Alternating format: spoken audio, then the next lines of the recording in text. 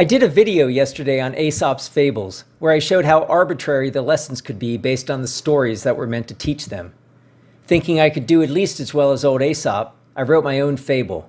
I call it The Farmer in the Nutshell. A farmer had 6 sons who were approaching adulthood. The sons had worked on the farm for years, and the father wanted them to continue in the family business. There's no better life, he told his sons, than that of a farmer. You earn your living from the land, and there will always be a need for farmers. And because I have taught you all I know, your skills are best suited for farming. Despite this good fatherly advice, the eldest son had other plans. He left home and confidently pursued a different direction in life, failing miserably and living in poverty the rest of his days. This just goes to show, the wisdom of your elders is worth more than the confidence of youth. Unlike the first son, the second son took his father's advice and worked on the family farm. He, however, was miserable his entire adult life and wished he had left with the eldest son. The moral is, have the confidence to follow your dreams, or you'll live with regrets. The third son was different still. He spurned his father's advice and left home with the first son, but he became hugely successful in his chosen field. Sadly, though, like the second son, he too was miserable despite his success. The lesson here, of course, is make sure the dreams you follow aren't nightmares in disguise, or you'll regret having the confidence to pursue them. The fourth son was altogether unique from the first 3.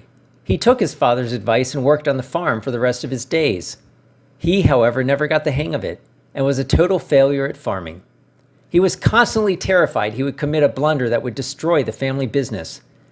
Nevertheless, after obtaining some effective psychotherapy from the 5th son, he was able to stay quite happy all those years, despite his business blunders.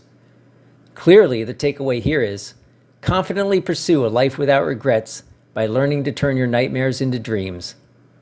We have alluded to the 5th son, who pursued a path as a psychotherapist. Despite being a major help to his brother, he always doubted his abilities, so his therapy business was never successful. But while he was a total failure, he achieved inner peace by accepting the consequences of his decision to leave the farm.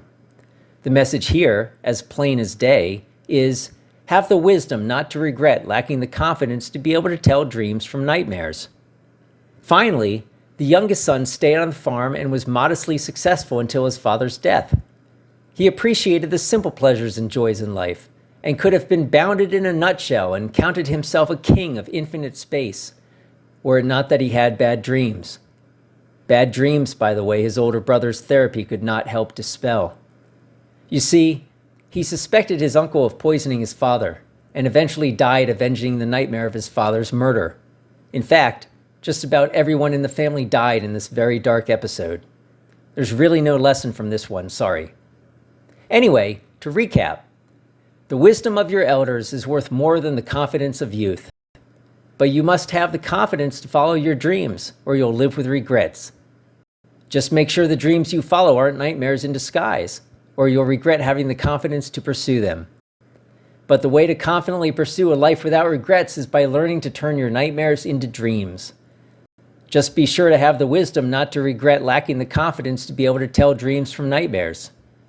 Or, to put it simply, have a great day.